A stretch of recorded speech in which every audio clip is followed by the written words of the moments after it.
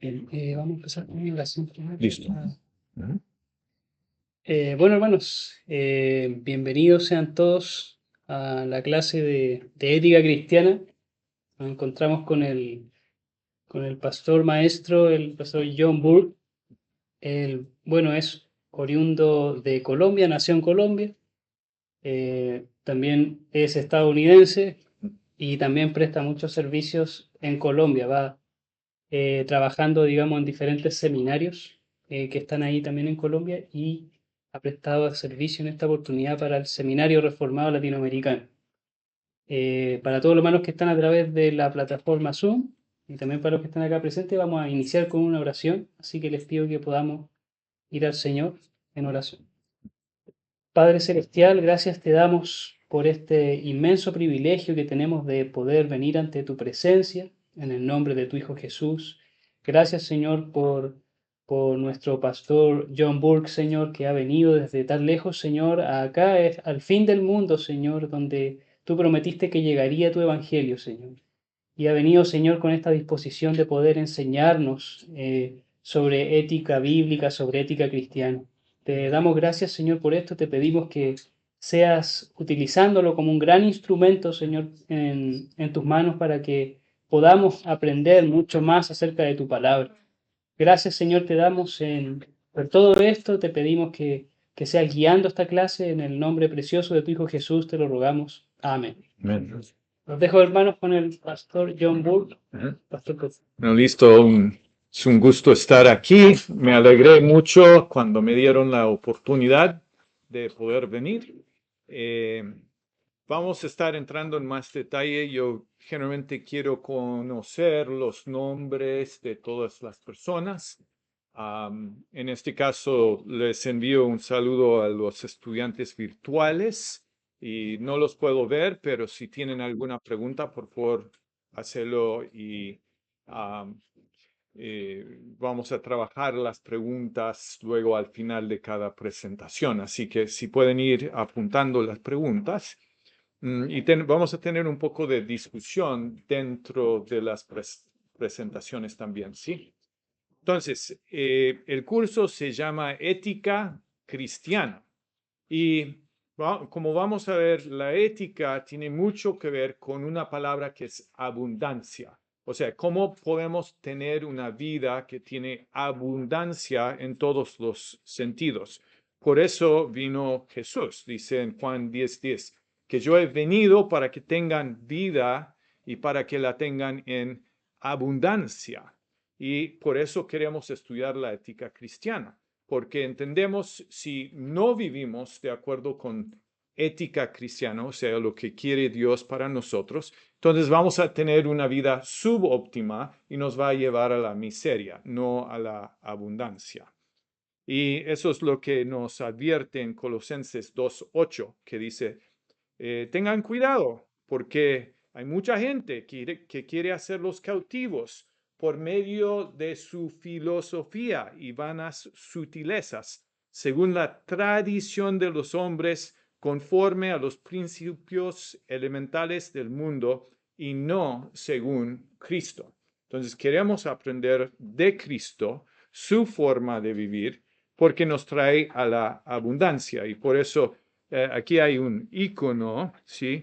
Que es de los ortodoxos, pero si notas, tienen una imagen de Cristo en el centro, pero alrededor están los apóstoles. Y la idea es que es el ministerio de Cristo que los apóstoles continúan y que nosotros hoy en día continuamos y queremos tener ese ministerio dentro de todo lo que hacemos, pero también adentro de nosotros. Por eso estamos buscando coherencia con el carácter de Dios en la ética cristiana, ¿sí? Entonces quería que me conocieran un poco más. Yo este año voy a tener 60 años, pero aún no. Va a ser en septiembre. Y entonces nací en Colombia en 1963. Mis padres fueron misioneros en ese momento con traductores bíblicos. Luego, más adelante, o sea, mudamos un montón y finalmente a los 9 años terminé en México y fue una transición muy complicada para mí, pero luego volví a los Estados Unidos y estudié matemática en una universidad. Después bajé a Texas, hice una magíster en administración y empecé a trabajar en compañías de consultoría de informática. Y entonces me dieron la oportunidad de volver a Latinoamérica y eso fue el deseo de mi corazón. Entonces me dijeron, ¿quieres ir a Buenos Aires? Y dije, claro, ahí voy. Y en Buenos Aires empecé a trabajar con una iglesia presbiteriana. Y entonces trabajé con el grupo de líderes de jóvenes, también ayudé con los cultos, con la adoración, liderazgo, pero también predicación, tanto en inglés como en español. Y volví a los Estados Unidos en el 2002, si se acuerdan, el famoso corralito en Argentina. Bueno, yo fui uno de los que fui afectado por eso. Gracias a Dios que después de 2 años, se llama algún tipo de cosa legal que uno hace, me dieron casi toda la plata de vuelta. Entonces, ah, lo saqué barato. Luego en Marietta empecé a ir a una iglesia presbiteriana, fui anciano ahí y en este momento cuando estoy en los Estados Unidos, mi mamá tiene 87 años y la llevo a la iglesia donde ella iba, que es una iglesia anglicana independiente, porque no aguantan a los otros anglicanos, que son muy liberales.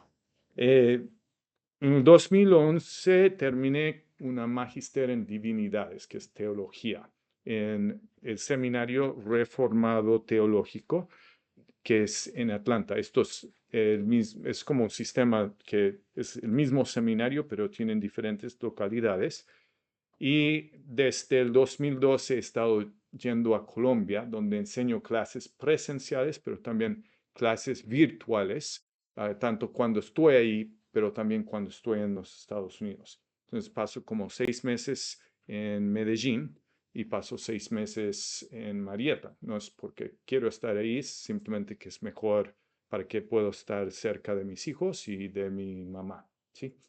Entonces eso es un poco quién soy yo. Voy a dejar las presentaciones con ustedes. Este es mi nombre, porque si estaban preguntando cómo se escribe.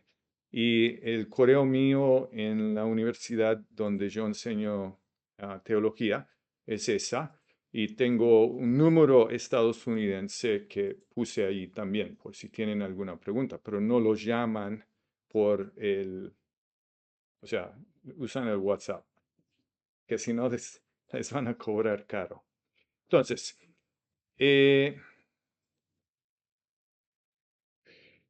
cuando hablamos de ética, entonces estoy volviendo al tema de que estamos trabajando. Entonces, cuando hablamos de ética, ética es parte de filosofía y filosofía tiene diferentes estudios. Hay primero epistemología, ¿sí? Que es cómo sabemos lo que sabemos. Esa pregunta debería preocuparles mucho porque es realmente muy importante poder tener confianza en lo que sabemos para poder entonces vivir con seguridad. Hay otra pregunta que es la pregunta de física, que es ¿qué causa lo material? ¿Cómo llega a tener existencia el mundo? Y la respuesta a esa pregunta genera muchos temas en lo que sigue en la filosofía. Hay también una pregunta de metafísica. Meta es como una palabra griega que es arriba. Entonces, arriba de lo físico, de lo que podemos tocar, existe algo más allá de lo material. Y después tenemos una categoría que se llama axiología. Axios es una palabra griega que significa peso, ¿sí? Como que tiene peso, que tiene valor, ¿sí? En la vida. Y dentro de la axiología hay dos subestudios. Uno es ética, o sea, qué está bien y qué está mal para hacer. Y otro es estética, que es qué es bello, o sea, qué es lindo, que debe ser algo que nos debería interesar. Porque ustedes ven arte moderna y uno dice, bueno, al menos yo digo, cómo llegamos de lo que hicieron en la iluminación a el arte moderno, porque mucho del arte moderno simplemente no veo lo bello, pero sí en cosas que se hicieron antes. Entonces, estos son diferentes estudios, pero no son mutuamente exclusivos, o sea, solapan, intersectan. Y nosotros vamos a estar estudiando ética. Entonces, ética tiene que ver con cómo deberíamos vivir, cuál es la mejor manera de vivir, por eso hablamos de la abundancia, y cuáles acciones entonces dentro de eso son buenos o malos en circunstancias particulares. Por eso tenemos temas, o sea, problemáticas éticos que no sabemos cómo trabajarlos en la vida. Y hay componentes, hay metaética, o sea, cómo entendemos, conocemos y qué significa cuando hablamos de lo que es bueno y lo malo. Después hay un tema de ética normativa, o sea, cómo determinamos una acción moral. Esto es un proceso y vamos a tener unas diapositivas sobre un proceso. Y el proceso es importante porque tenemos que interactuar con herramientas que Dios nos ha dado para poder llegar a conclusiones éticas cuando no tenemos blanco y negro como opciones, cuando hay solo grises. Y después tenemos ética aplicada. ¿Qué debemos hacer en una situación específica? Entonces, quería que pudiéramos simplemente tener un breve diálogo para ustedes aquí en Chile. ¿Cuáles son algunos de los situaciones éticas que les preocupan hoy en día? Y quizás yo voy a tener que repetirlos para los estudiantes virtuales. Entonces, si me pueden simplemente decir, esto es el tema en una forma sucinta. Después yo lo repito para la gente virtual. El aborto. Ideología de género. Bien. Una ideología política como el marxismo. Ideologías políticas como el marxismo. Sí, bien. Y el feminismo también, que está muy... Sí. Feminismo y marxismo y ideologías de género, todos caen dentro de un tipo de análisis de sistemas de opresión y oprimidos. Bien. Y el liberalismo también. Y liberalismo.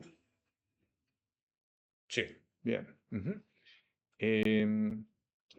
Estaba hablando ayer con Víctor y él me estaba mencionando que hay un tema de teonomía que quizás cae un poco más dentro de cosmovisión, como vamos a ver, que, o sea, ética, como vamos a hablar dentro de este curso, va a ser más individual, pero de todas formas nos interesa cómo, o sea, cómo lo que Dios enseña debe estar dentro de los sistemas políticos. Sí, el caso de aborto es uno de esos temas. ¿Sí?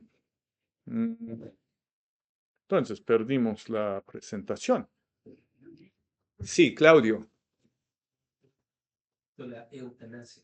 Eutanasia, o sea, ¿cómo? Sí.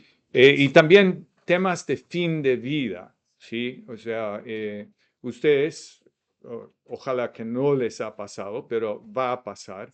Alguna persona querido va a estar al final de la vida y cómo tomamos las decisiones médicas al final de la vida, porque en este momento se puede prolongar la vida.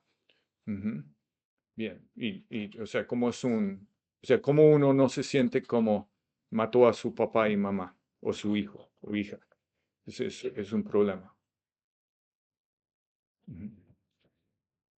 Bien, bueno, yo tengo una lista de cosas. La gente virtual todavía puede escuchar, ¿no? Ok, bien. Entonces, ejemplos son contracepción. ¿Se dice contracepción? Sí. O sea, es matando bebés o no. ¿Sí? Tecnología reproductiva, divorcio y rematrimonio, homosexualidad, aborto, infanticida y eutanasia, que mencionaste vos. Pena de muerte, desobediencia civil, guerra bioética, extorsión y cuentas dobles en las empresas.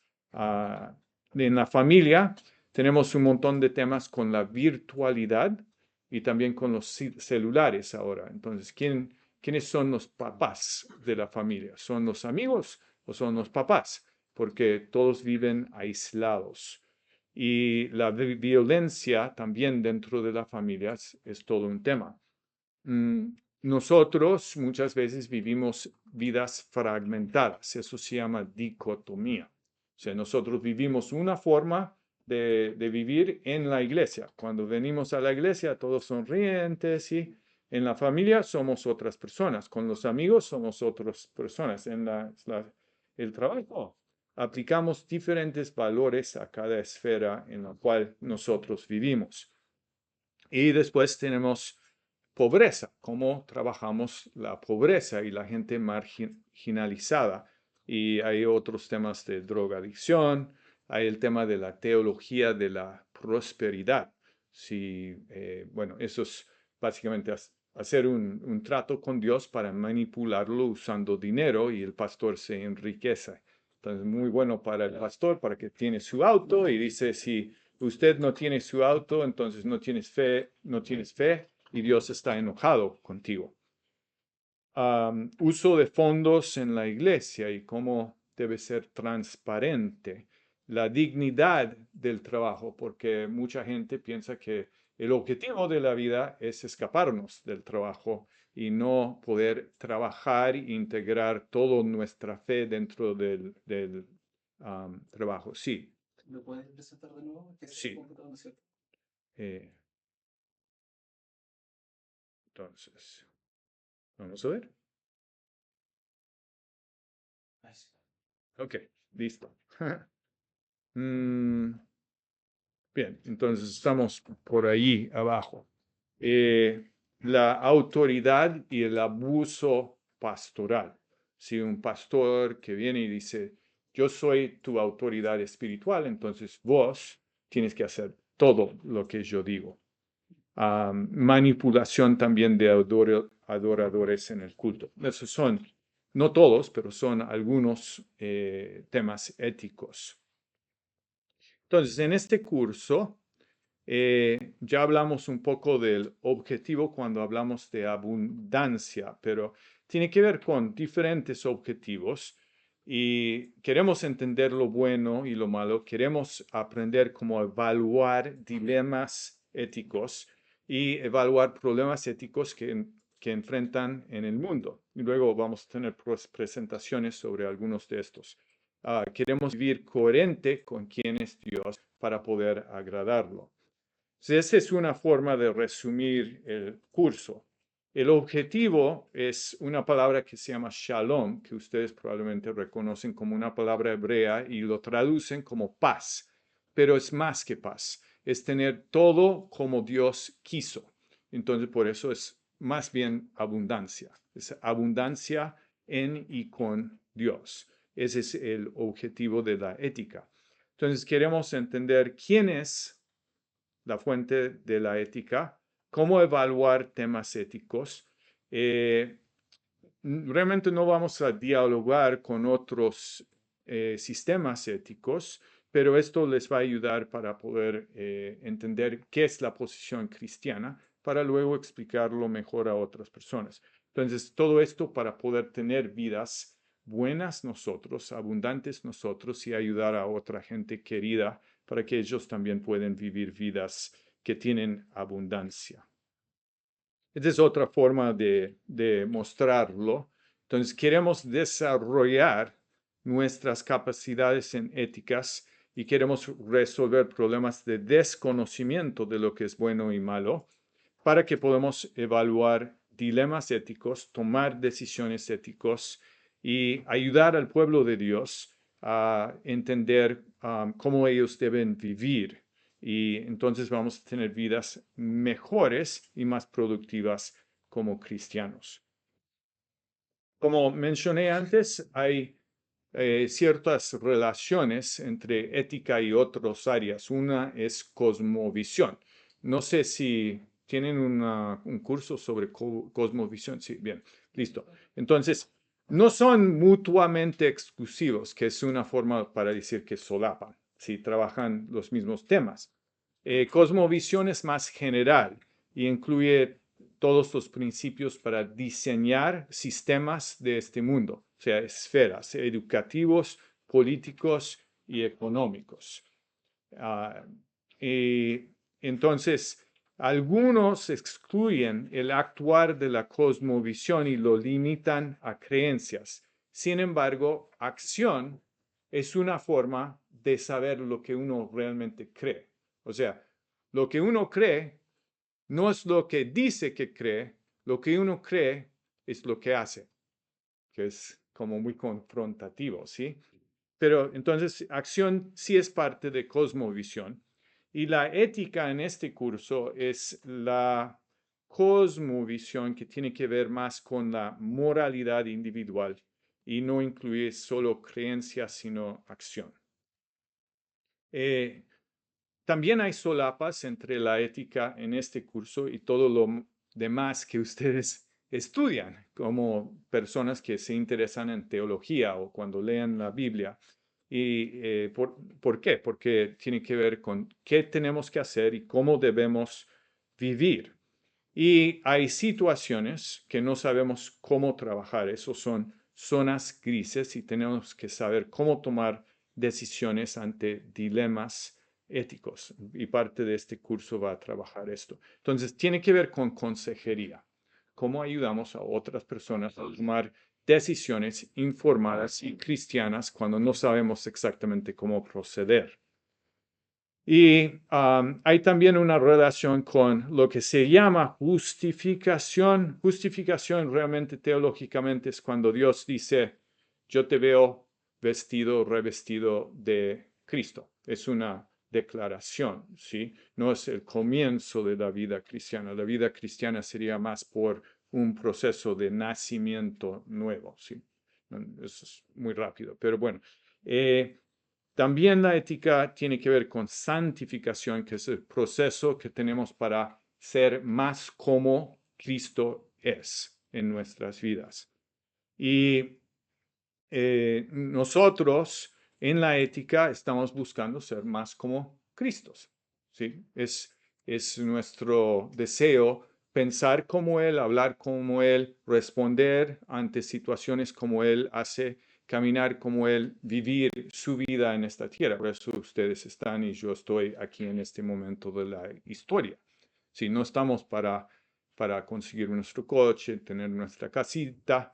O sea, Dios les ama a ustedes y me ama a mí y Él preferiría que nosotros estuviéramos con Él ya. Pero no estamos. Entonces estamos aquí para otro motivo. ¿Sí? Como dije antes, no vamos a trabajar la relación con otros sistemas éticos como utilitarismo, la virtud, Kant, comunismo, aunque si ustedes tienen preguntas respecto al marxismo y todo, podemos verlos. Teología de la liberación, que es una forma de hablar de todo esto que tiene que ver con razas, con géneros, el hedonismo, estoicismo, racionalismo, emocionalismo, humanismo, etc. Pero sí, mientras que hablamos, vamos a estar teniendo todo esto como contexto en la parte de atrás. Entonces, nosotros, sí, o sea, como yo lo entiendo, no soy metodista. Metodistas creen que puedes llegar a ser perfecto en esta vida. Yo creo que tenemos dos naturalezas y tenemos una naturaleza pecaminosa y si somos cristianos tenemos otra naturaleza que es de Dios. Las dos naturalezas producen exactamente lo único que pueden producir. La naturaleza pecaminosa produce pecado continuamente, no puede producir cosas que agradan a Dios. Y la naturaleza que viene de Dios solo puede producir cosas que agradan a Dios.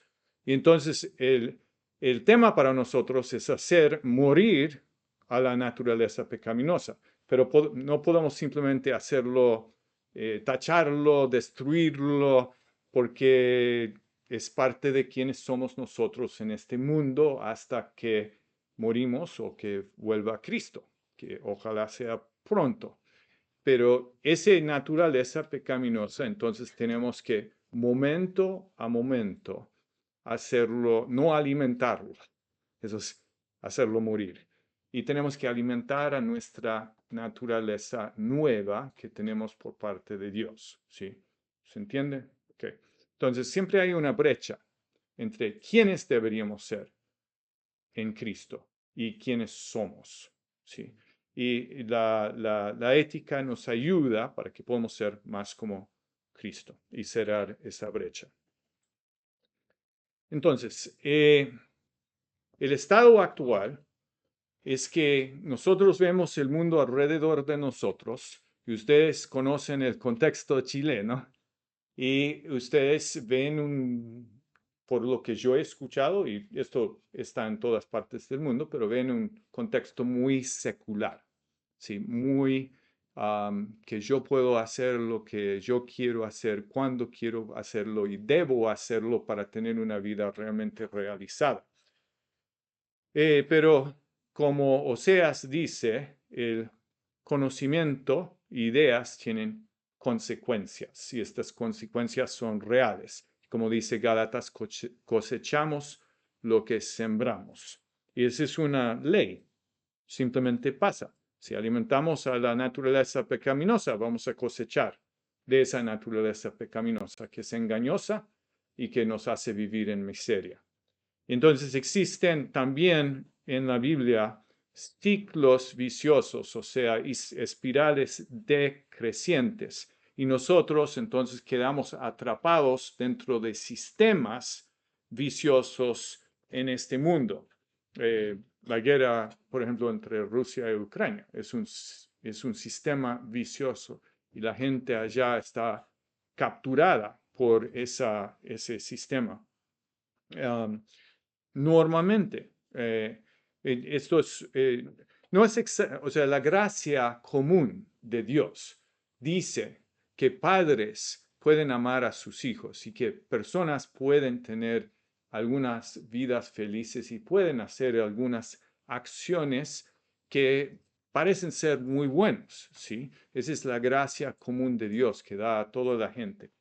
Pero dentro de estos sistemas, o sea, uno piensa en Venezuela también, es un sistema donde decidieron que iban a poder generar un mundo mejor y dicen, bueno, cosas como esto, que Dios no existe, entonces no hay absolutos, hay solo lo que yo pienso que es bueno y malo, entonces yo hago lo que quiero, cuando yo hago lo que quiero, inevitablemente voy a estar pisoteando sobre otra gente. Entonces les daño, ellos se enojan, hay relaciones quebrantadas y ejemplos de estos, divorcio, los hijos dicen no me importa lo que los padres piensan, entonces hacen lo que quieren.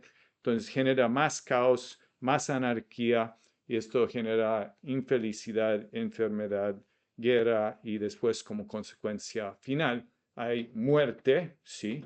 Y futilidad en la vida, ¿sí? Muy triste ver a gente que ha vivido así llegar al fin de sus vidas porque están enfrentando, o sea, ven que todo lo que ellos habían esperado no se logró y entonces solo esperan una muerte negra. Lo que es bueno es que la Biblia también dice que hay ciclos virtuosos o espirales crecientes. Entonces queremos mover y ayudar a la sociedad y a nosotros mismos a mudar de situaciones de ciclos viciosos a una espiral creciente. Y esto también lo hemos visto en la historia del mundo y es muy notable como diferentes países que han decidido buscar a Dios han tenido realmente situaciones más pacíficas y mejores. Y entonces aquí empezamos de un presuposición que Dios existe, que hay absolutos. Entonces yo quiero hacer lo que Dios dice porque es mejor para mí. Entonces yo vivo en amor, ayudo a otras personas. Ellos entonces pueden vivir más felices, se alegran. Hay relaciones fortalecidas en vez de quebrantadas. Y entonces las relaciones aún más cercanas que tenemos, donde vemos la gente como son, que son matrimonios, pueden ser mejores porque estamos siguiendo la guía de Dios. Hijos pueden respetar a los padres y pueden vivir en paz y armonía con ellos. Y esto entonces genera un impacto exponencial sobre el orden social. Y esto termina llevando la sociedad hacia felicidad, salud, paz, vida y propósito. ¿Sí? Más o menos siguen la lógica aquí. Entonces, eso es lo que estamos buscando dentro del curso. Queremos ayudar a líderes cristianos a entender el contexto ético para que ellos puedan guiar al pueblo de Dios en decisiones éticas que agradan a Dios y entonces que ellos pueden promover el shalom o la abundancia. Entonces, el enfoque, queremos evaluar algunos fundamentos de la ética cristiana, describir estos fundamentos y queremos después ver este proceso para la toma de decisiones éticas, para que podamos tomar decisiones que agradan a Dios. Y luego hay principios globales de la ética cristiana que vamos a evaluar y vamos a bajar a un tema de ética de estructuras sociales. Y en esto vamos a describir el principio de fondo, el testimonio bíblico, la sabiduría de la iglesia y temas actuales, por ejemplo, relación familia, trabajo, gobierno, impuestos, desobediencia civil. ¿Okay? Ética de la imagen de Dios. Entonces, otra vez vamos a hacer el mismo proceso, pero también ver unos ejemplos sobre guerra justa y decisiones de fin de vida. Y después ética de matrimonio, o sea, de la fidelidad de Dios que el matrimonio debe mostrar. Y dentro de esto vamos a, ojalá, llegar a hablar un poco sobre qué debe ser un matrimonio, cuándo los matrimonios se quebrantan y también trabajar un poco sobre el tema de homosexualidad. Tema de ética de reputación y lenguaje, cómo honramos a todos. Y esto tiene que ver con mentir, con medios sociales, con chismes, con murmuración que destruye y no ayuda. Después, finalmente, ética de propiedad y la satisfacción. Y hay todo un grupo de temas en el mundo de hoy en día de propiedad intelectual, del diezmo, de mayordomía de tiempo, materialismo, capitalismo, corrupción, extorsión, hasta cirugía cosmética. Entonces, tenemos un objetivo de hacer lo más que podemos en 15 horas. No vamos a poder hacer todo. Yo sí les voy a dejar las presentaciones para que los puedan consultar. Aparte tienen el libro, que es un libro muy bueno, y los anexos en el libro son muy buenos. Y el anexo que trabaja el tema de matrimonios, el autor es súper bueno. O sea, hace un montón de observaciones respecto a por qué piensa lo que piensa, pero luego tiene como 2 o 3 páginas que son realmente muy buenas. Entonces, esa es la introducción. No sé si alguien tiene alguna pregunta. Si no, vamos a avanzar. Ok, bien.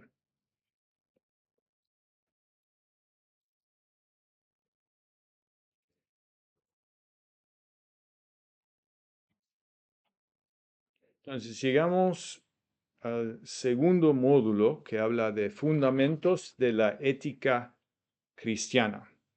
Y otra vez, estamos pensando cómo construimos nuestras vidas cómo construimos nuestras familias, cómo dejamos un legado para nuestros hijos y nietos y cómo construimos una buena sociedad.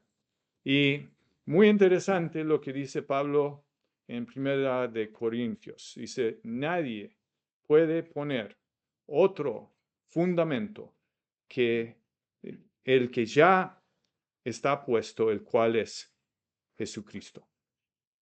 O sea, lo pone, o sea, si queremos vivir bien, tenemos que empezar por Cristo y construir sobre Cristo. Él es el único fundamento de nuestras vidas. Entonces, dentro de esta presentación vamos a hablar de elementos claves de sistemas éticos. Vamos a listar algunas de las preguntas claves contestadas por un sistema ético y respuestas correspondientes.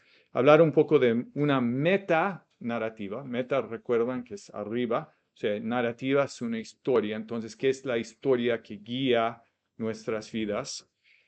Y luego vamos a quizás revisar un poco otra vez sobre la axiología. Axios, peso, ¿sí? ¿Qué tiene valor? Y después algo que se llama racionalismo práctico, que es cómo tomamos decisiones. Y definir la ética cristiana. Entonces, estas son algunas preguntas que revisan lo que estábamos recién hablando. Me gusta poner cosas en preguntas porque son más intuitivas. Los voy a dejar para ustedes para que lo lean. Más preguntas. Entonces, cuando hablamos de ética, no simplemente estamos hablando de qué debemos hacer, sino quiénes debemos ser. Ese es un tema de carácter, no simplemente de qué tengo que hacer. Yo puedo vivir de alguna forma y puedo tener un carácter que no es muy bueno. ¿Sí se entiende? Yo puedo hacer todo correctamente y todavía mi carácter puede ser horrible. Y entonces queremos preguntarnos qué tipo de personas deberíamos ser y debemos ser personas que piensan que bien y mal realmente importan, porque hay el relativismo que dice, bueno, realmente no importa, lo único que me importa es hacer lo que quiero en este momento. Y entonces, ¿cómo podemos amar el bien y odiar el mal? Y nota que uno cambia su actuación de acuerdo con qué tipo de presión está pasando. Entonces, cuando estamos bajo mucho estrés, actuamos de otras formas. Y a veces la gente dice que tenemos que ponernos bajo estrés para realmente saber quiénes somos. Y entonces, ante lo que nos pasa en el mundo, tenemos que poder tener la habilidad de tener algo que se llama autoconciencia, o sea, conciencia de nosotros mismos. ¿Se entiende? La habilidad de separarnos de qué estamos haciendo y evaluar quiénes somos. Es algo súper importante y alguna gente no lo tiene. Tenemos que pedir a Dios que nos regala eso. Y luego tenemos el tema de narrativa y quería mostrarles el siguiente diagrama porque me parece muy importante. Todos vivimos dentro de historias, ¿sí? Cuando fuimos chicos, por ejemplo, mi hijo en Buenos Aires, cuando estaba creciendo, vio afuera de la ventana del apartamento construcción y dijo que quería construir. Y cuando estábamos en los Estados Unidos, pasaban los hombres que coleccionaban la basura. Dijo, yo quiero ser basurero cuando yo sea grande. Que él estaba viviendo dentro de una historia. Las mujeres, no sé cómo fue sus experiencias, la idea general que uno tiene de niñas chiquititas es que ellos juegan con muñecas y están imaginando ser mamás. Y entonces hay una historia en la cual ellas ya están participando. Pero todos nosotros como personas grandes ya estamos y todavía estamos colocándonos dentro de una historia, generalmente una historia donde nosotros somos los protagonistas y donde nosotros somos los exitosos y donde nosotros no vamos a terminar fracasando, ¿sí? Pero hay una historia que Dios nos cuenta, ¿sí? Y esa es la historia en la cual realmente deberíamos participar. Y esta historia o metanarrativa debería definir todo lo que hacemos en nuestras vidas y debería definir entonces nuestros destinos. Esto también se llama historia redentora, que ojalá han escuchado el término. Entonces, esto se puede dividir en 4 etapas, pero puse el diagrama ahí. Es creación, caída, redención y culminación. Son las 4 etapas. A veces los dividen en 6 etapas que agregan Israel y la iglesia, ¿sí? Pero esto empieza antes de la creación, ¿sí? Eso, sí, voy a tirar algunos términos teológicos. Escatología, escatos, es últimos, es estudio de los últimos cosas. Hay otro nombre que es protología, protos, es estudio de las primeras cosas. Eso es la creación, pero realmente arranca en los consejos eternos de Dios en el pasado. O sea, Dios, antes de la creación, nos eligió en Él, en amor, para ser parte de su pueblo, ¿sí? Para ser unificados con Cristo. Y entonces esta historia empieza por este lado de la protología. Y luego está la creación. Y en la creación vemos que Dios arranca todo y lo arranca con ciertas condiciones que no fueron cumplidas. Entonces la gente, o sea, Adán y Eva, por desobedecer, caen. Y nosotros, como buenas personas reformadas, no católicos, pensamos que caímos totalmente. Es decir, que no podemos percibir lo bueno, que no podemos procesar con nuestras mentes y que entonces si no podemos percibir lo que está pasando alrededor, si no podemos llegar a analizar lo que está pasando, no podemos llegar a tener conclusiones reales de la vida. La caída es total.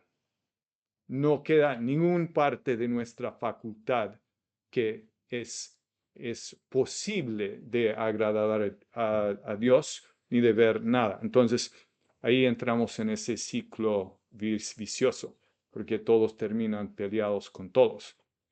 Y entonces estamos viviendo en una época malvada actual, ¿sí? Una época actual que no es buena.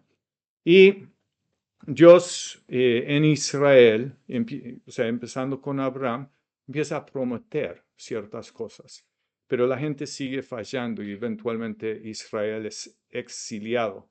Pero hay una promesa y esa promesa aparece principalmente en Jeremías 31 y también en Ezequiel 36. Y es la promesa que esa ley, ¿sí? O sea, Dios nos creó para ser imagen totalmente coherentes con quién es Dios. Después Dios da los 10 mandamientos, que es un reflejo, ¿sí?, de ese carácter de Dios que deberíamos tener. Pero la gente no pudo obedecerlo y Dios escribió esa ley sobre piedra. Y entonces en Jeremías 31 y Ezequiel 36 dice que Dios va a escribir otra cosa por su espíritu sobre nuestros corazones y corazones de carne y no de piedra. Y entonces cuando viene el espíritu, se piensan Ezequiel 37, recuerdan ese ejército de personas muertas y huesos, y viene el espíritu y los levanta para que sean un pueblo nuevo. Esa es la promesa, entonces todos están esperando ese líder, la persona final que va a traer la culminación de las esperanzas de las épocas a nosotros, y esa persona aparece en la encarnación de Jesús. Entonces Jesús viene al mundo, Jesús vive, como escuchamos ayer, vive la vida perfecta. O sea, obedece el pacto de obras, hace lo que Adán no hizo y es el Hijo de Dios. Y después muere, o sea, vive y muere para nosotros. Y entonces es resucitado, que es muestra que Dios da de que acepta su sacrificio, que Jesús no es maldito. Y entonces nosotros podemos tener seguridad que Dios, como aceptó lo que hizo Jesús, también nos acepta a cualquiera que está incluido dentro de Jesús, bajo de su cabecera federal. O sea, en Adán hay una cabecera, o sea, Adán como representante, todos bajo de él mueren, pero todos los que están incluidos bajo la cabecera federal de Cristo viven y van a ser resucitados, ¿sí? Realmente somos resucitados, es que no lo vemos, ¿sí? Ok. Bien, entonces, cuando Cristo viene, empieza otra época, ¿sí? Realmente la escatología empieza con Cristo y su venida. La escatología no lo vemos por completo, pero realmente existe. Y Cristo un día va a volver y va a terminar con la época malvada actual, que es nuestra esperanza, y nosotros vamos a ver todo como es.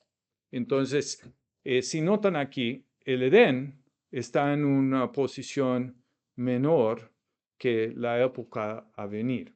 Sí, por eso nosotros decimos que nosotros somos en una situación mejor que la de Adán y Eva, ¿sí? En este momento, porque nosotros tenemos la presencia, o sea, no solo de una nueva naturaleza, sino del Espíritu Santo que nos ayuda y tenemos por medio del Espíritu Santo actualmente a la presencia de Cristo con nosotros. Y no lo vemos por completo porque estamos en misión aquí, pero lo vamos a ver luego. Entonces, nuestras vidas son un regalo de parte de Dios a este mundo para que podamos ser y hacer, o sea, continuar el ministerio de Jesús. Por eso estamos. ¿Sí? Entonces, esa es la historia en la cual nosotros vivimos. Y esta historia debería definirnos. ¿Se entiende?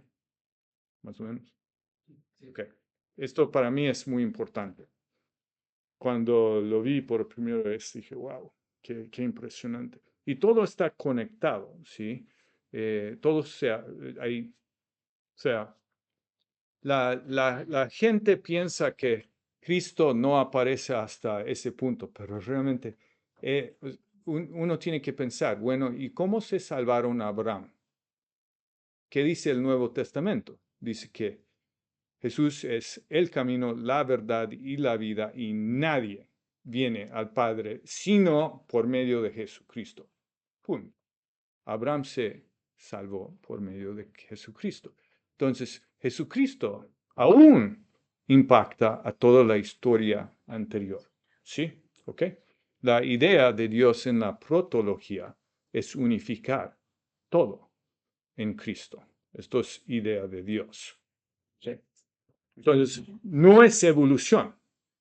Esto es un diseño de Dios y es una historia que define nuestras historias y debería definir nuestras vidas, nuestras familias, lo que hacemos y deberíamos arriesgarnos porque Dios es el que nos está sosteniendo y que nos da el poder y la capacidad para llevar a cabo lo que Él quiere.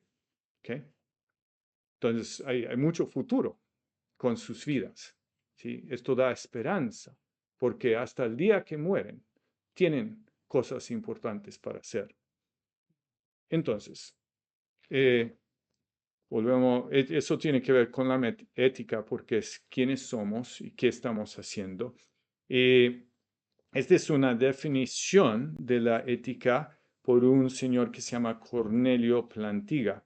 Él dice, ser una persona responsable es cumplir su rol en la construcción del shalom, el retejer de Dios, la humanidad y la creación en justicia, armonía, realización y deleite. Entonces tiene que ver con relaciones que funcionan, no relaciones que son fragmentadas y donde siempre hay fricción y donde peleamos. Tiene que ver con florecimiento, o sea, que llegamos a ser todo lo que deberíamos ser, con prosperidad, con ser personas íntegros o íntegras y poder realmente disfrutar. Y este es el diseño de Dios para la creación. Entonces estamos en una vida y nosotros queremos vivir esa vida para que el reino de Dios se expanda y que podamos resistir al dominio de oscuridad. Me dijo Víctor para ustedes que quizás deberíamos tomar un pequeño descanso y después seguimos la marcha, ¿sí? Entonces, en este momento 7:59, me sugirió Víctor que tomamos un descanso de 10 minutos. Entonces, a las 8:09 estamos sentados aquí y continuamos. Okay.